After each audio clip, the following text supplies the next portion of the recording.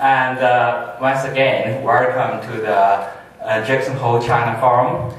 Bill Jackson is not with us. As always, I want to thank Diana Lee. She is here with us. Thank her for her support to the China Center. Today, I'm very tonight have a very old friend, not old, long time friend coming to town.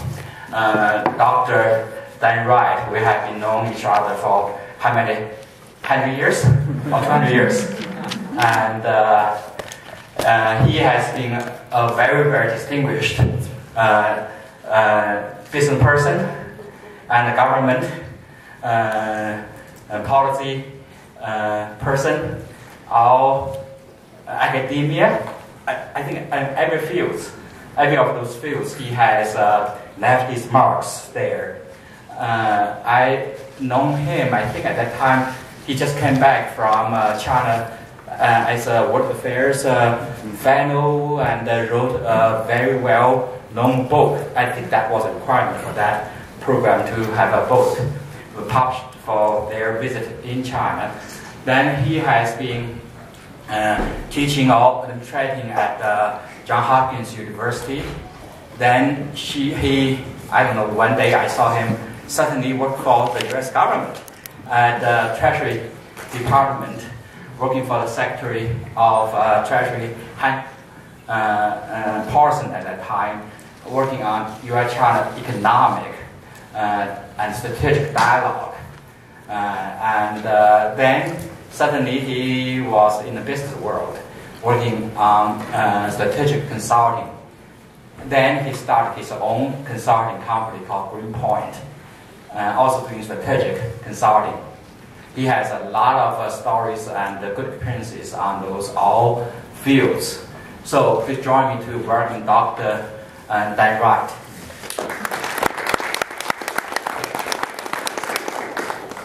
Thanks, Dr. I think what that means is I can't hold a job down. No one will hire to keep me for very long. Dr. Zhao, it's great to be with you. I've never been on the university's campus before, but what a beautiful campus. I have 4 children. My oldest is a junior in high school, so we're in the process of looking at colleges and was actually in Massachusetts yesterday. So it's with her, and now being here without her, I'm like, oh, I've got the parent lens on, you know. How many of y'all are students here at DU? Okay, great. All in the International Studies program, or any that are not, I guess I would ask? What's your area? Hospitality management. Great. What? Communication studies. Communication studies, great. And we've got, how many of you all actually teach here at DU, or all kind of administration or faculty?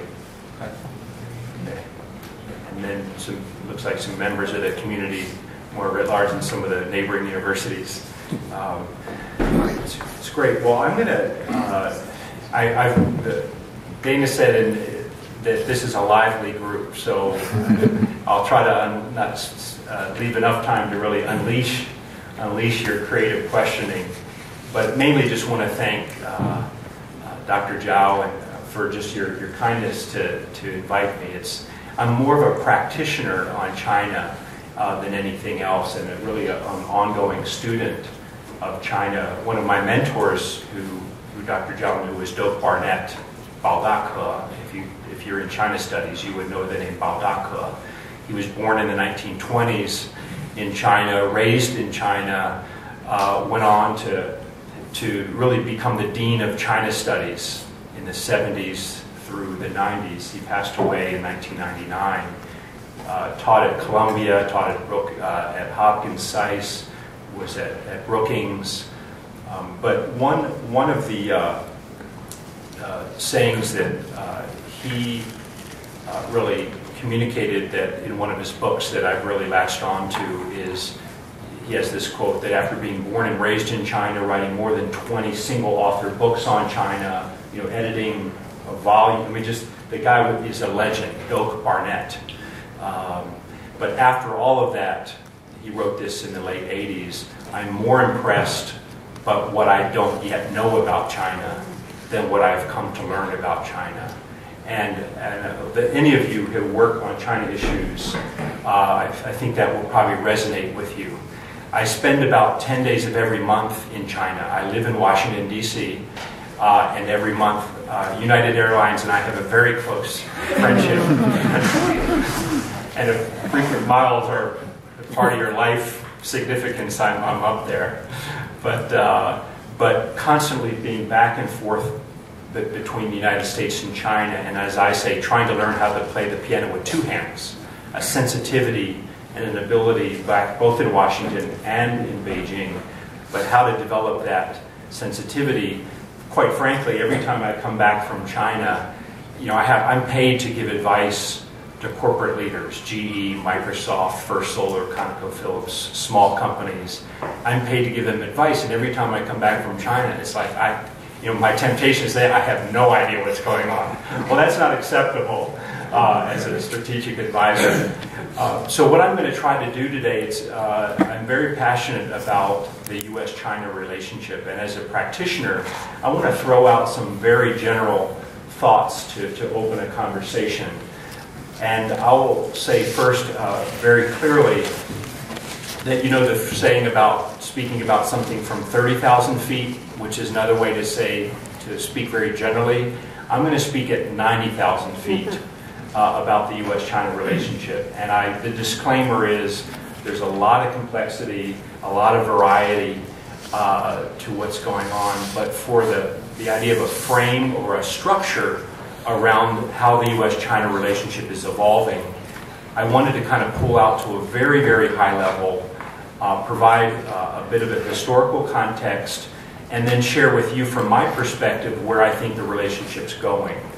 And I'm going to talk about, for lack of a better way to describe it, kind of three movements. If this was a symphony or an orchestra, three major movements in the U.S.-China relationship, with a third movement talking about what this relationship looks like going forward. In particular, how does each one of us, how does Denver University, the community of Denver, how do we actually go from China as a hobby or an option to China's far away?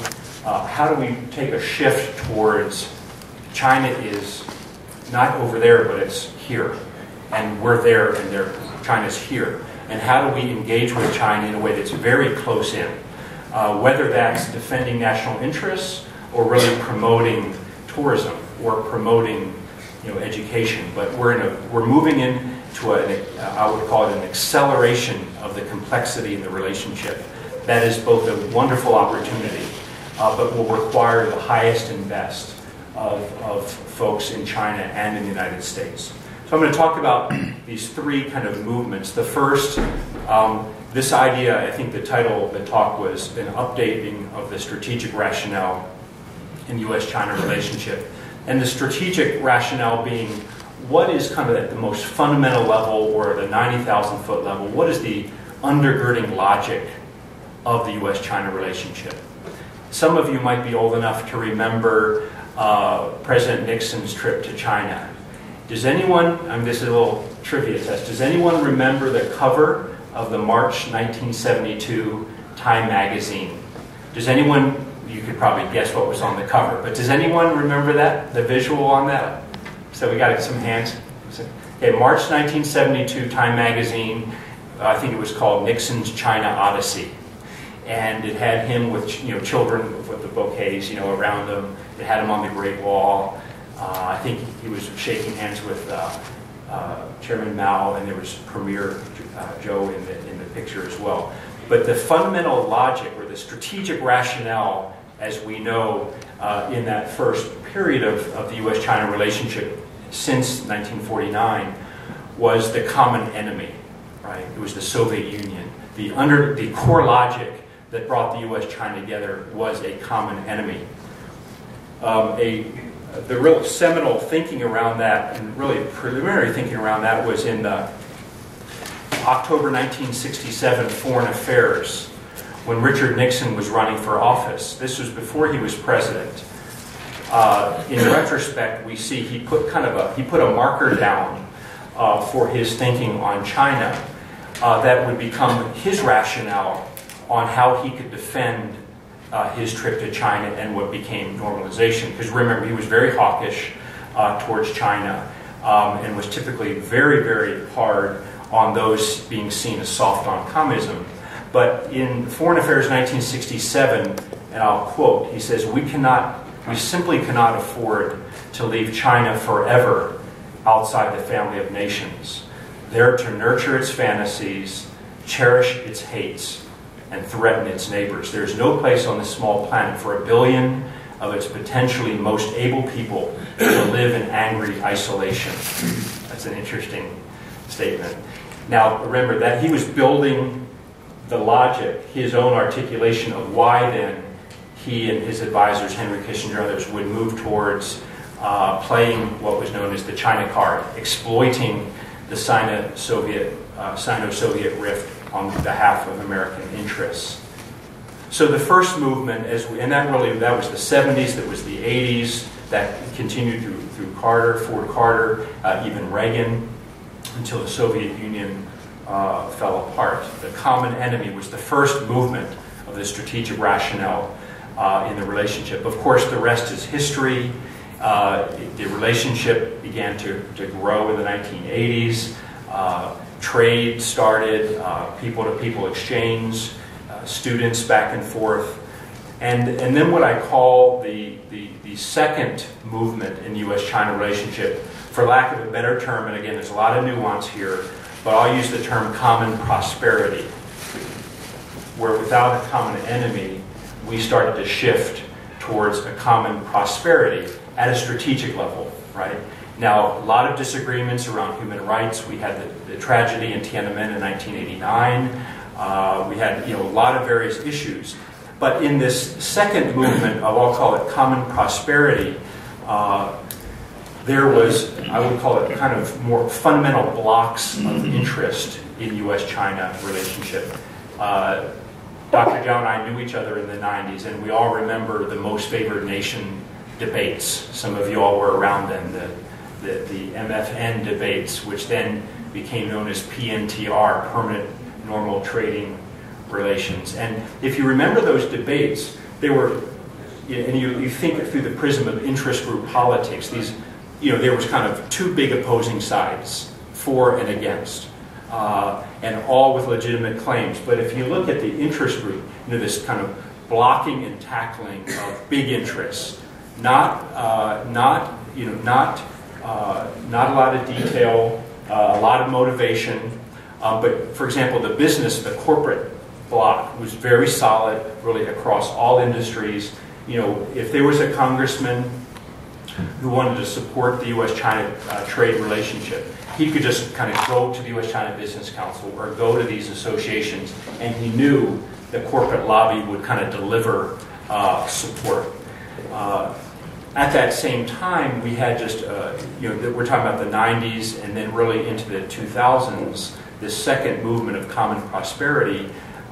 We had an acceleration of business. I have a couple figures for you here which will just give a sense of how things have really took off during that period.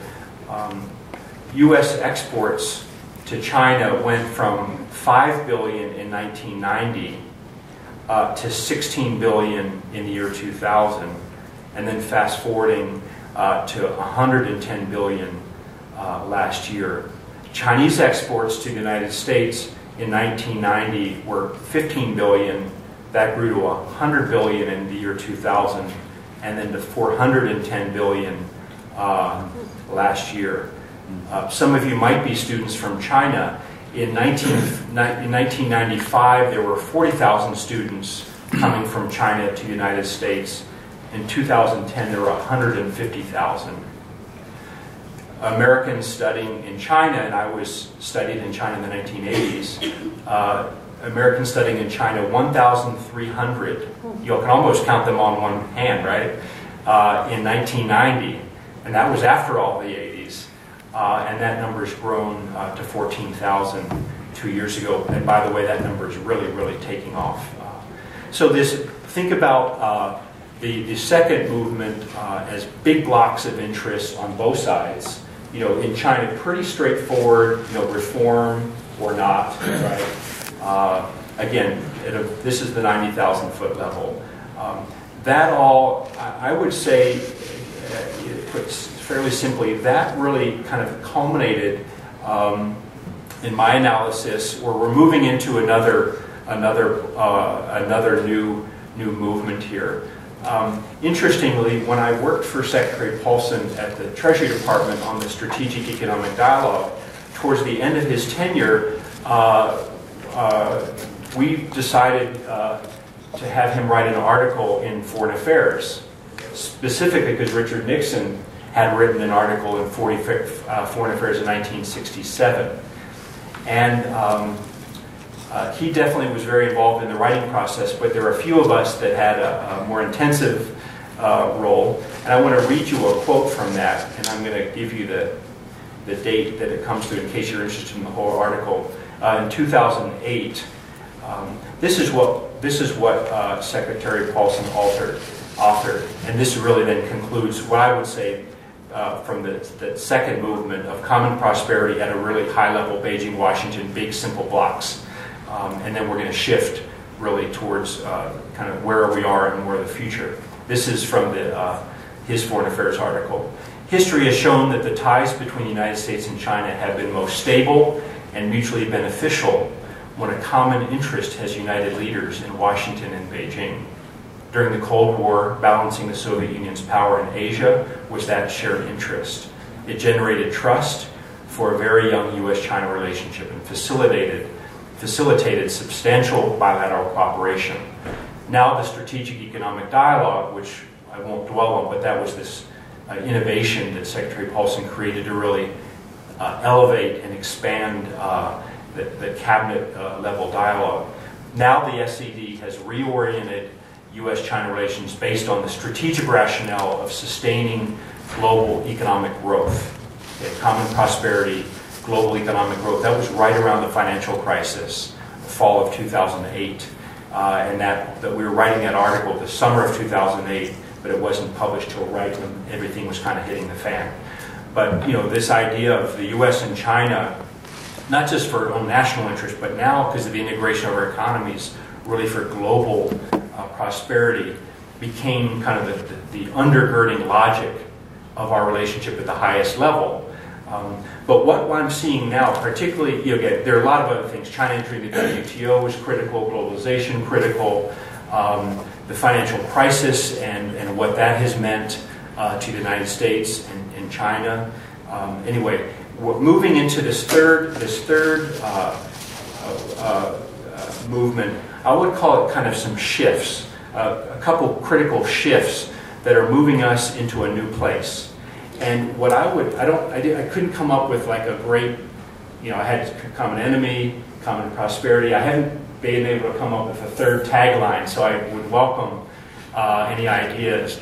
But where I think what is critical for us to go in this next movement is to deepen and broaden the U.S.-China relationship. My thesis is that Washington and Beijing are necessary but no longer sufficient for a healthy relationship that serves both American national interest and Chinese national interest and global interests. Beijing and Washington, very important, but no longer sufficient. And I'll get to this, but if we're not careful, we've had a fairly easy, stable relationship the last 5 years or so. The relationship has not been really significantly challenged. History would tell us that over the years to come, there will be shocks in the relationship. And we must broaden and deepen our engagement. And that's where in the title of the talk, from Beijing to Chengdu and from Washington to Iowa. We'll get to that in a second. But let me skim over the shift so I don't take up too much time. So I think you hear where I'm going. Y'all are smart, and you can hear kind of my own strategic logic and where I'm taking this. So I won't dwell on it, but I do want to go through these, what I would call 3 shifts. And because I hear y'all are such a great audience, during our conversation, I'd like to ask, what other critical shifts do you see going on that are taking this relationship and accelerating complexity? that would be good to add to these three kind of big shifts. The first one I kind of alluded to earlier, and that's what I would call the convergence of our markets, or the integration of our economies. I mentioned those trade numbers, those export numbers, both directions. What's very interesting is call it coming investment, the coming surge of Chinese investment into the United States. Some scholars have started to look at this very closely. The Asia Society, if you're interested in this, did a very interesting report about 6 months ago. It's something that has the word opening doors in it. Dan Rosen, R-O-S-E-N, is the lead scholar in this. And also MOFCOM, the Ministry of Commerce's think tank, their numbers are fairly similar on this. Last year, China invested about $6 billion in the United States. Most estimates will put that at about $100 billion US dollars by 2020. Last year, China's outbound foreign direct investment to the world was about 60 billion US dollars. Kind of middle-of-the-road projections is about 1 trillion by the year 2020. Just trace that out, not just in investment or business terms, economic terms, but the whole social consequences, political consequences. One thing that we're seeing in Chinese foreign policy is really, for the first time, China becoming more interventionist in their foreign policy because they have interests outside their borders like they've never had before. So this rapid strengthening convergence of our two economies is remarkable. And that goes across the board, tourism and such. Being in Colorado, had to kind of look up the Colorado story here. In the last 10 years, Colorado's exports to China have grown 286% compared to a growth of 4% to the rest of the world. So, you think about just all of that's generating. China's growing wealth. Of course, the whole middle class is a phenomenal, interesting topic in itself. 157 million people by one account. That's just second in the world after the United States. And China's middle class only makes up 12% of their population. So there's a lot of upside opportunity there. And I'm not one, I just want to insert now to say China will simply have a trajectory of growth that goes this way. I think we all have to be prepared.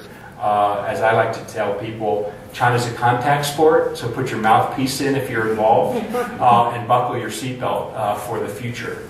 But nevertheless, in terms of this shift where we're going from what has really been happening in the last 10 plus years, but an acceleration of that in the future. Second shift is, we were chatting before class, is I'll put it kind of loosely in the social category of this fragmentation of interests. I know a few congressmen who are very favorable towards a reasoned engagement with China, but they can't just call on the business community anymore. The U.S. business community is more and more pursuing their own specific interests, whether it's by industry or technology. It's not just this big block of corporate interest in Washington with all their lobbies. It's much more sophisticated. And there's a fragmentation around views in America towards China. Similarly, probably even more so, the fragmentation of interests within China. Interest group politics is a great lens and a great framework to look at China through. You have the wealthy in China, this middle class I talked about, and you have the poor. Disparity issues in China, the debates around the role of the state in the Chinese economy. China did a marvelous job in weathering the recent financial crisis, but they're now dealing with the hangover of a large stimulus. And there's a lot of debate around what's happening with the private economy and the state-owned economy. A real fragmentation of interests about the future of China within China, and of course the whole Bo-Xilai incident is just really kind of puts a big magnifying glass on that in terms of what's going on behind him as an individual, the New Left and all those interesting debates. So it's an interesting, and this is things, again, the acceleration of complexity. We're not in I can't remember. What's the when things accelerate, this way rather than kind of incrementally that way? There's a word for that. Hockey stick.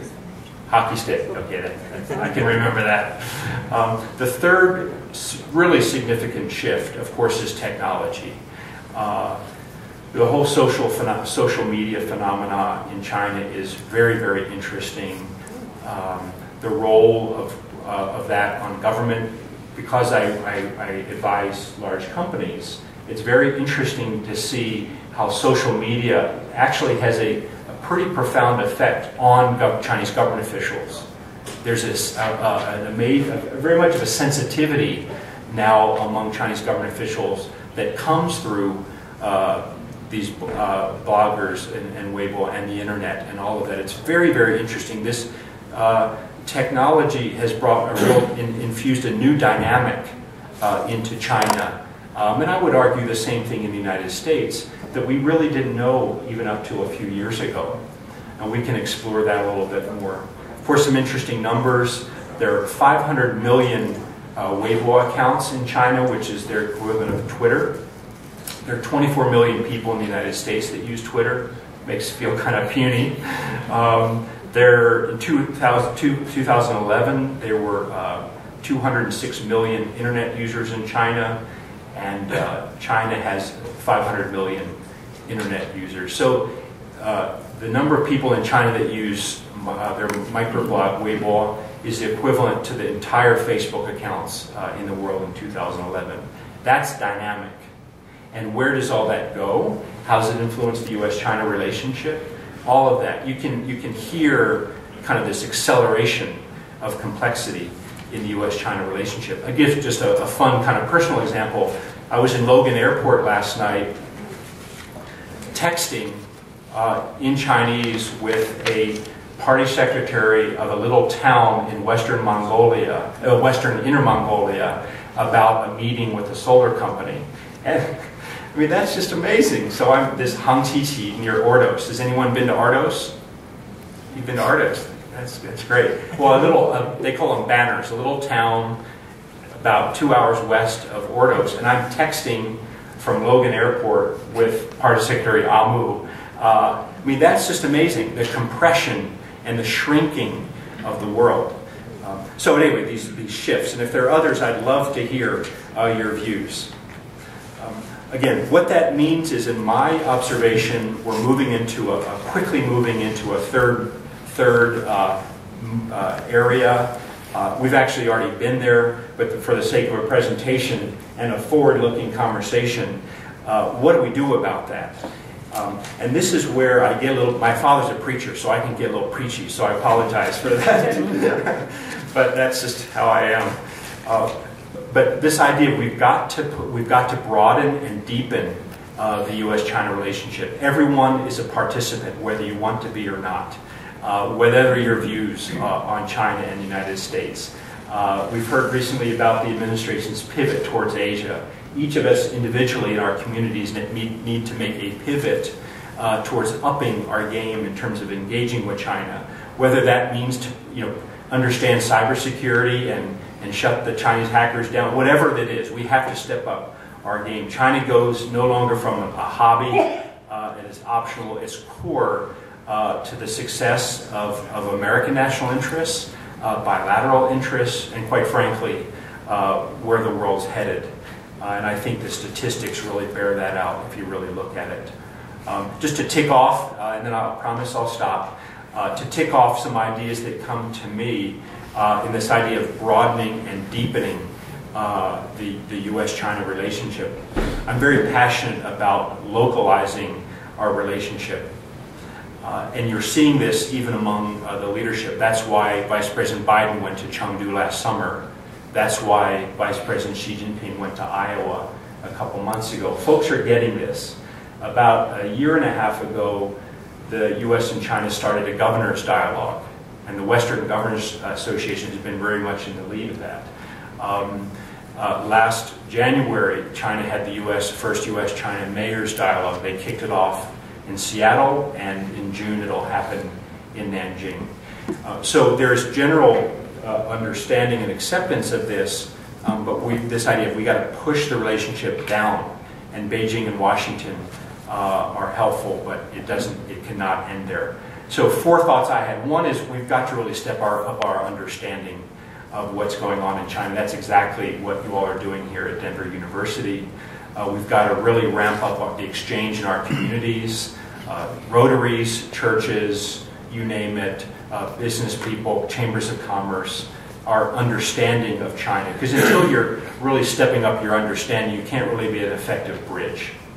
Number 2 is really stepping up the development of skill sets. We've got to be much more sophisticated in the equipping of how we do it.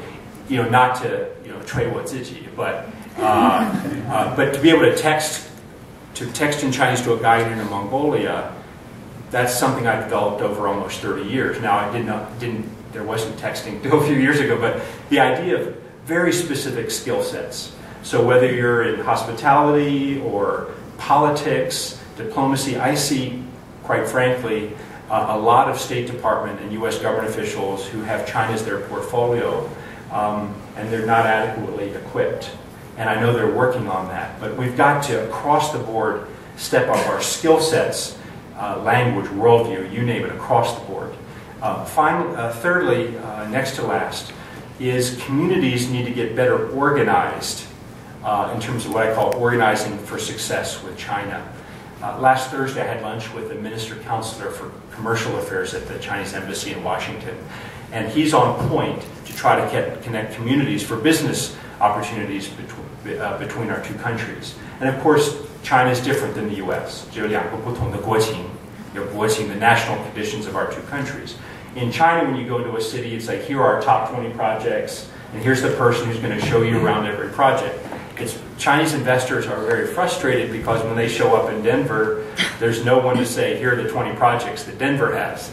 Mr. Counselor was begging me to communicate, and he allowed me to use his name, Zhao Shaogang, to communicate, to plead with Denver. And I know Denver's got some good things going on that I've seen. But this is the area we've got to step up our game. And we don't have to become a planned economy to be able to be more user-friendly through our chambers of commerces, our economic development offices. Quite frankly, I don't know the Colorado Office for Economic Development and Trade. Usually it's 2 people, kind of part-time jobs. That's not adequate. And I don't, with all due respect to the office here, that's typically the way things work, and it's not adequate to step up the relationship in a way that really capitalizes on the opportunities. And then finally, I referenced it, local leadership, mayors, governors, civic leaders. It's great to see more and more exchange and more in dialogue, but the elected leaders and civic leaders need to get much more conversant and effective in how they engage with China.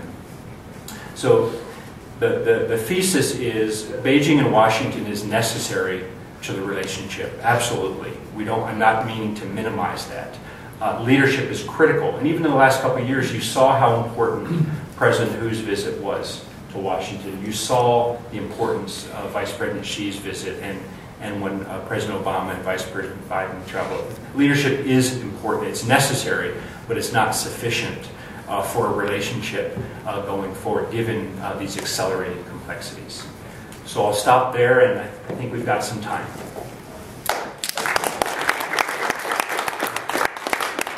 Talking about the mayor and the local exchanges. In fact, I share one story before we start the conversation. After Thanksgiving Day, I think 3 or 4 years ago, just before the Bush administration went out of office, he called me from Washington, and then called me from Washington and said, we have the last year of the Bush administration, and to implement the 10 years framework of the energy cooperation in China and the U.S., they signed 6 pairs of eco partnerships. One of those partnerships was Denver and Xi'an. Chongqing. Oh, Chongqing, yes. Denver, Chongqing, and Chang'an Auto and Ford corporations try to have a signature ceremony 钓鱼台国宾馆 in Beijing. He wanted Hagenut, at that time was a mayor. He tried to convince Hagenut to go to sign that agreement. But Hagenut was not going to go. So he called me at that morning and said, can you go to Beijing to sign that agreement? Remember that day? To sign that agreement on behalf of Denver. He said that's very important for his boss at the time, Secretary Ham Parson. That was the last job, last year of the 10 years and the economic strategic dialogue.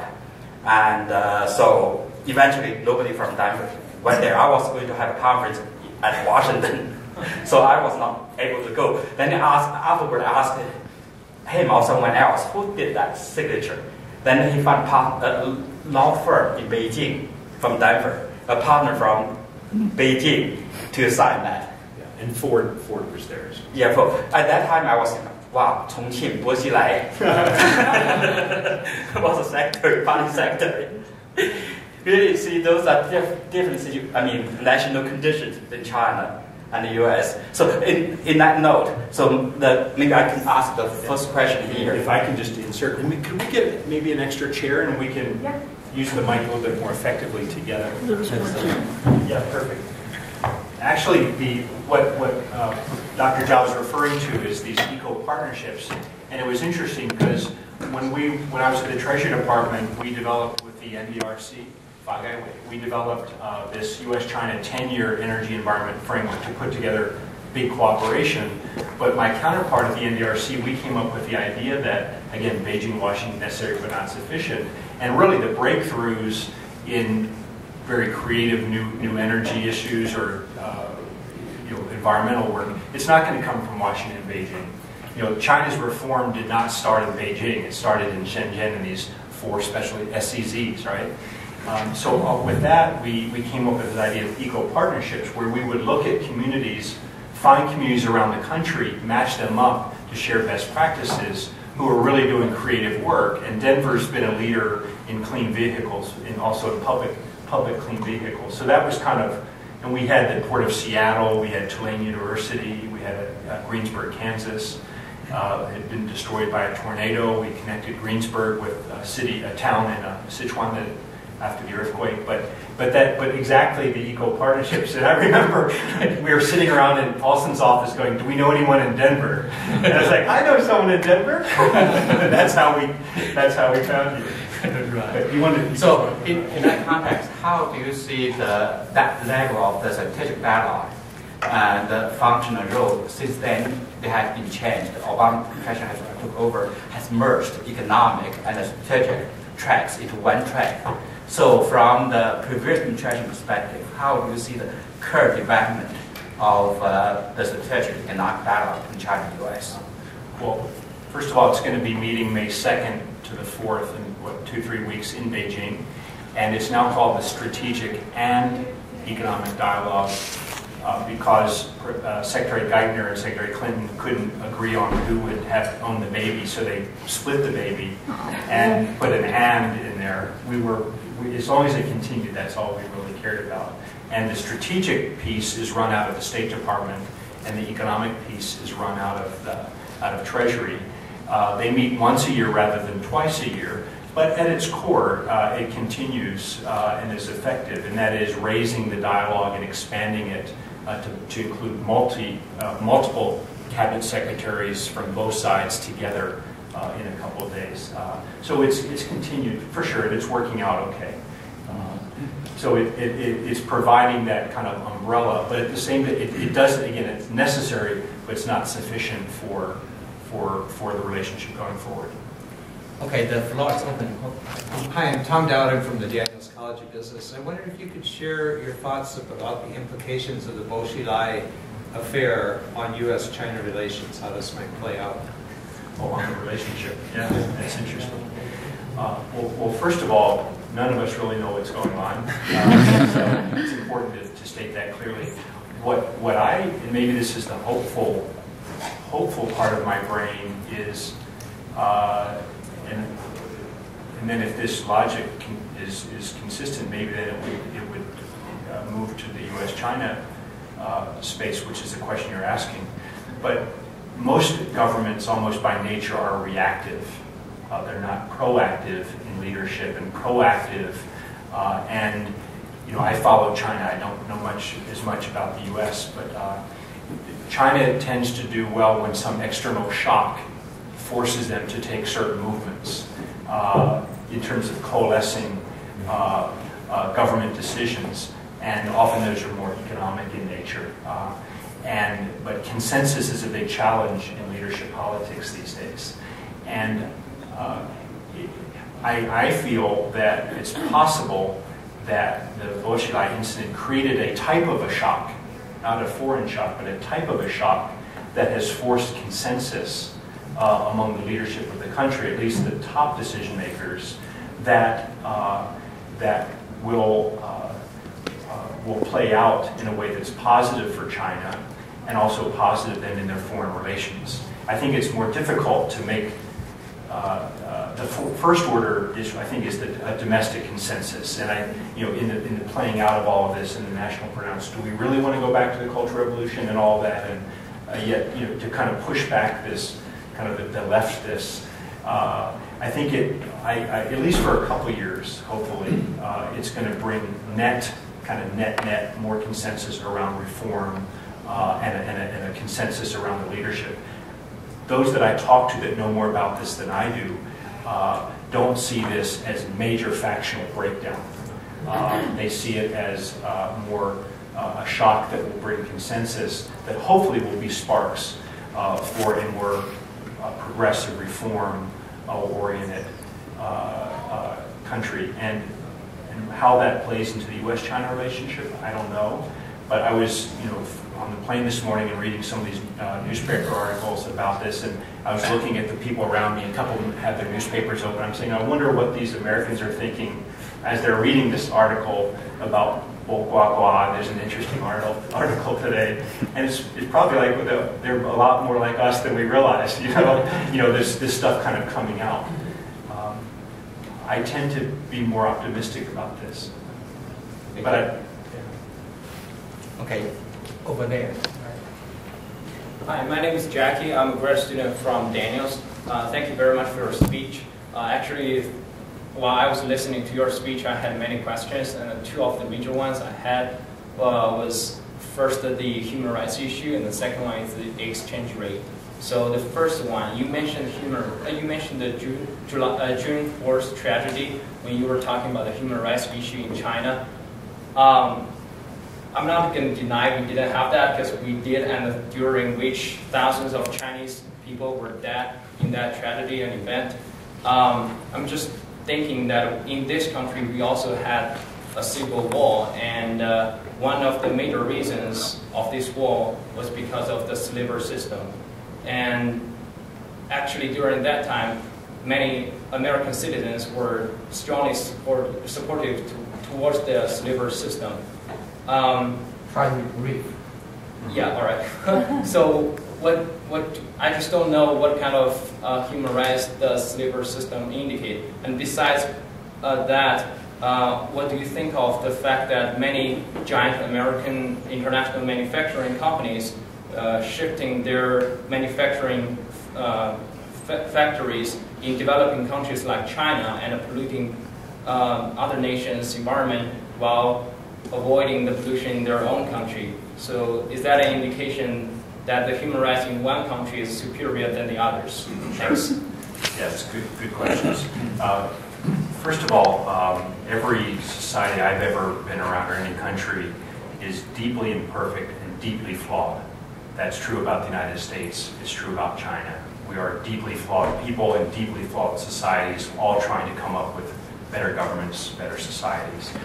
And the Civil War happened over 100 years ago, so we have a little bit more of a historical perspective. I don't live in poverty.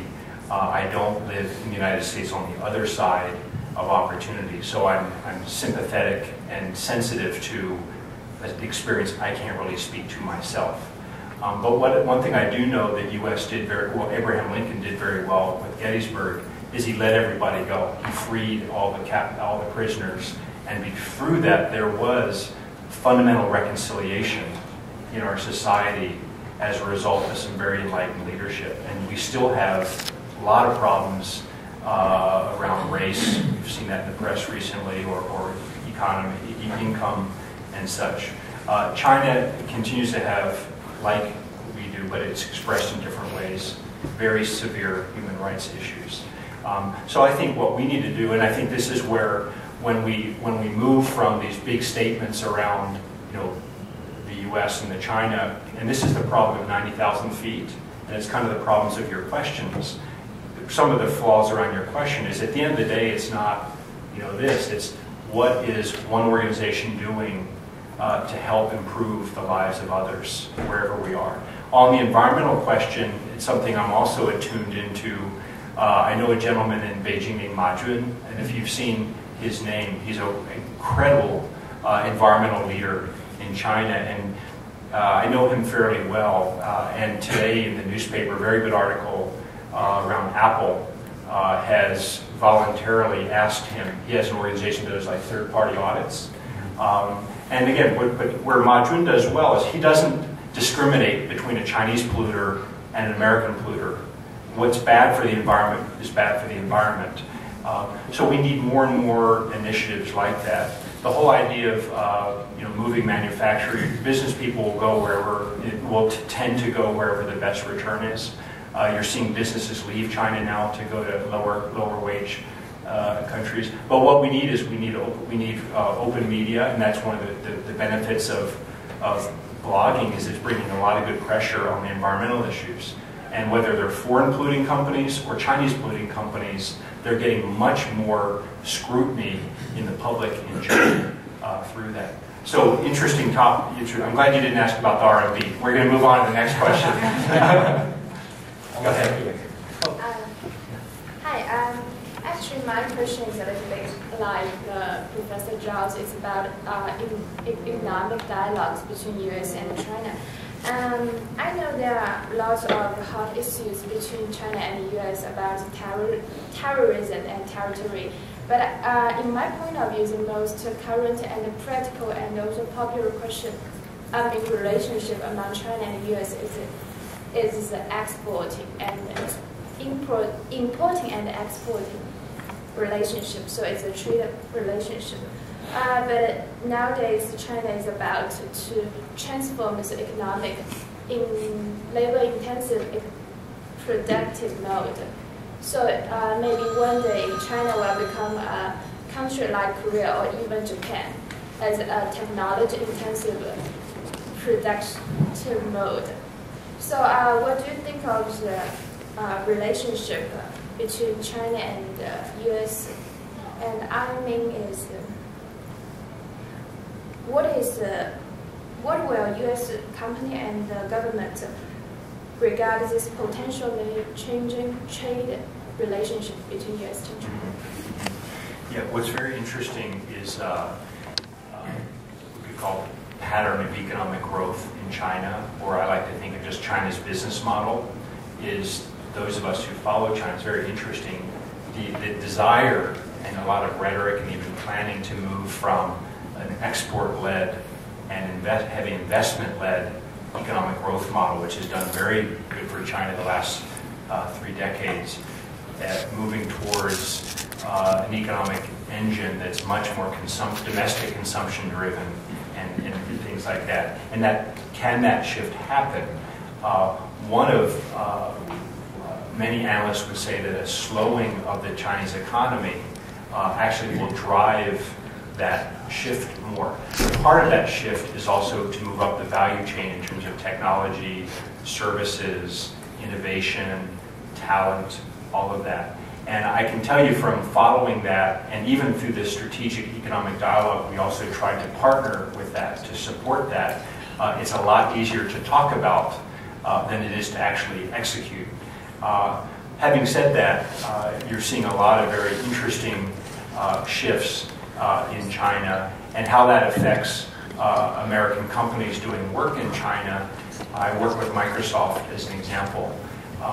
There's obviously, unfortunately, a difficult problem in IPR, intellectual property, on these areas. So that will constrain China's ability to move in that direction. But basically, large companies are wanting to support that. In the political relationship, that's good for both of our economies because of the unbalance of all the exports. But I think there's a lot more going on than just exports back and forth, and this is where this new investment trend, I think, is really game-changing in terms of how our countries relate to each other. But China has a long way to go. I was in Changsha a couple of weeks ago, and this whole central western development of China is very interesting, how all that's happening. So I think it's a little bit trite to say this, but I think China is kind of 3 steps forward, 2 steps backward. I think it's going to be slower in terms of this changing the business model, but at the same time, you see this momentum starting. It's very interesting to watch. I have a colleague, Professor Eileen Grego. He's an economist at our school. Hi. Thank you for a very interesting presentation. Thank you, Professor Zhao.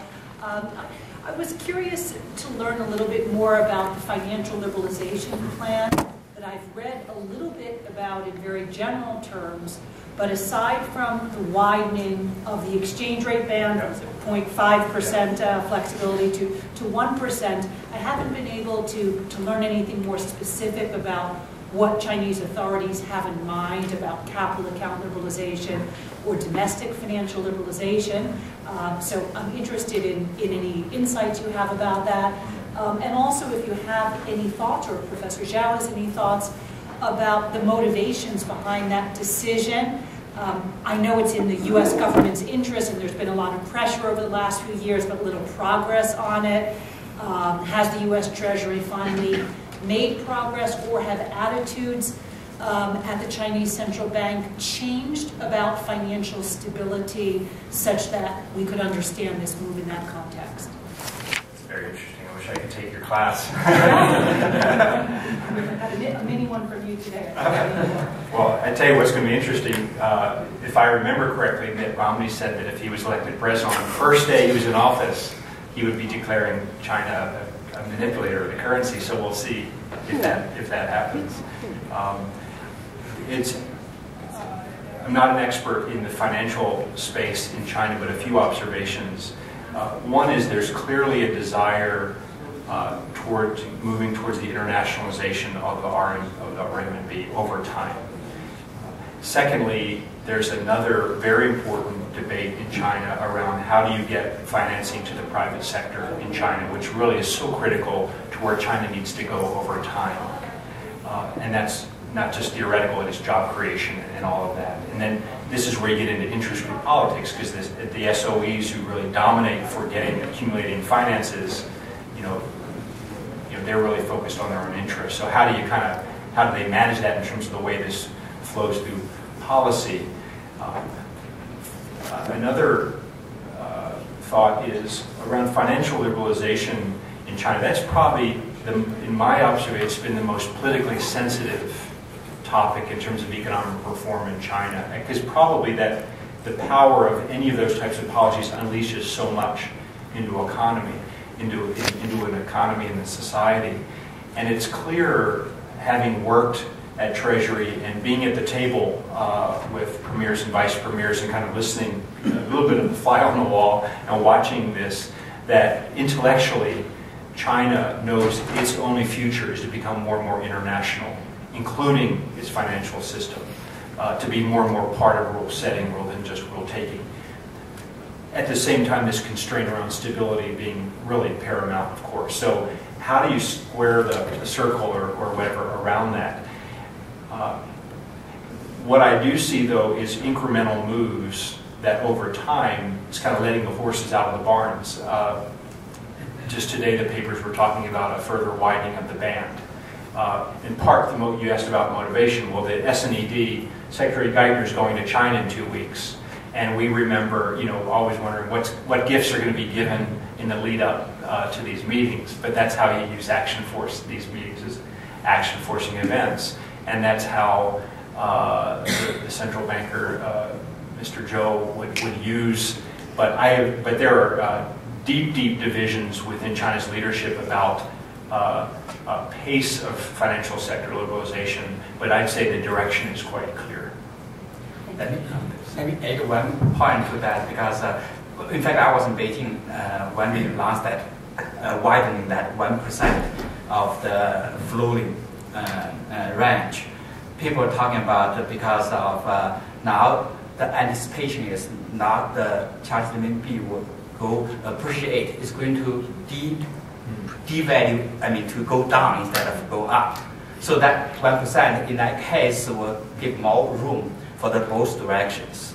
And also people are talking about Chinese economy is going to slow down in the next few years. So the Chinese leaders politically can tell the Chinese people, see, that's America. That's because America, see, we opened our financial system, then the economy going down. So a lot of those kind of guess, I don't know what people are talking about, some of those issues. Two other quick footnotes. One is it's interesting how Hong Kong is being used as kind of a half step, seems to be a relatively safe half step on some of these experiments. And then secondly, over the last couple of years, really last 2 to 3 years, there's some slow but very interesting movements around developing a domestic bond market for foreign participation. And I don't know what that actually means in terms of what it leads to, but you see folks wanting to open cracks and doors in different places, but at the same time not wanting to lose control. And China has significant domestic economic problems, and so they want to move more international, more reform in it, but without. I don't know at what point can you have something and not at the same time. I'm in an organization that is often invited to China to speak on leadership, and just wondered what your thoughts are about with the background that you so eloquently presented. What kind of changes do you see in the needs of leadership in the business community, and what do you see coming down the road? You mean corporate business leadership or political leadership? Business leadership. Business. That's interesting. Well, leadership across the board, we're always growing, and it's you look at just how fast China's, and you could actually answer your own question, I think, but in terms of how fast the economy has developed, and in many ways, the challenges that provides to leaders of companies. We run GE's training program for a program they have with the Central Organization Department, which trains the SOE executives. So we do a DC briefing, not on the types of things you're talking about, but kind of we expose them, have them sit down with U.S. policymakers to talk about these types of things where kind of politics and business intersect. I don't know. My instinct would be to say, it's all the great things that we aspire to in the West, of just great leadership, management. But probably, I'm struggling for an answer here. But probably, what I would identify as the critical need in leadership, besides this great, general business management stuff, is there's a real vacuum around ethics, and it's part of just, this is China's industrial revolution, and how does one lead a company in the middle of that, in the kind of situation. So how does one, ethical leadership that's just great economic growth, but also just sound quality growth. I think there's a tendency around quantity, not quality. In China, it's not a fair generalization, but maybe I'll just stop there. But I think it's the softer side skills of leadership rather than the harder side. Last question from a student, Harrison, SF, our student. Thanks, sir. Harrison Freed, I'm a grad student here at Cornell. When you were talking about localizing the U.S. China relationship, certainly it seems like there's an awful lot of opportunity to tap into there. I'm wondering what specifically you see are the biggest areas for growth with respect to localizing the relationship. And secondly, for those of us, students in particular, who are interested in being a part of seizing these opportunities, what advice do you have for us? What kinds of things should we be focusing on right now in our studies? Thanks for bringing it back. Bringing the questions back to the theme. That's a great way to end. the good news is a lot of, call it the localization of the relationship, will happen organically and naturally. There's more and more studies of Chinese here in the United States. Naturally, more and more tourism. Just a lot will happen kind of spontaneously, organically. So that's a good thing. In terms of what I think is probably the weakest area is the question of leadership, but more local political leadership in the United States, where I think we've got generally a great political system that's very responsive to local communities in our own country, but not organized in a way where it's easy for local leaders and really mayors, I'm talking more at the mayor level, because that's the strength of our country domestically, but the gap between how do you go from there to kind of a globalized mayor, or a mayor that knows how, in the China context, to work that relationship. A little over a year ago, before the U.S. China mayors dialogue, I was able to do the orientation for these mayors, and it was very exciting. Like 40 mayors from communities all across the country, and just very, very exciting. But it's one thing to come to the dance, but then how do you actually dance when you're there? And it was very interesting because we had a follow-up call afterwards. Great photo ops, great photos, a lot of enthusiasm, banquets and all of that. But how do you then capture? There were very few that I saw that were either prepared or able to really land the relationship in a way that made sense for their communities. Now, how does that translate to students? Obviously, if you're interested in elected office, it means you're in the right major. But I think the critical need is local leadership. It means welcoming. It means an ability to travel from time to time. But the great news, and what I share with local elected officials, is the great thing is China is already here. I mean, just in this room, I'm sure a number of you are from China. Invite someone to your home. That's what made a difference for Xi Jinping in the mid-1980s when he was in Iowa.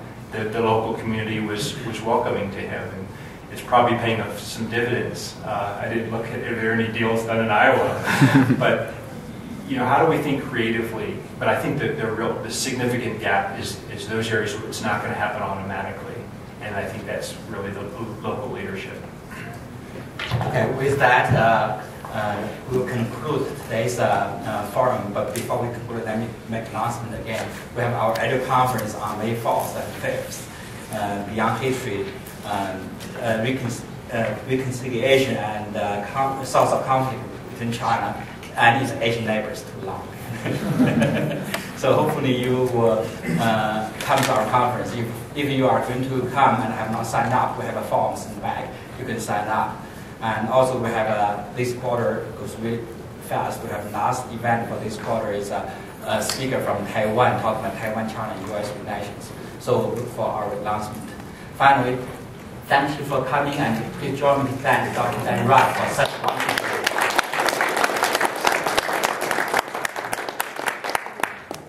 Thanks, everybody.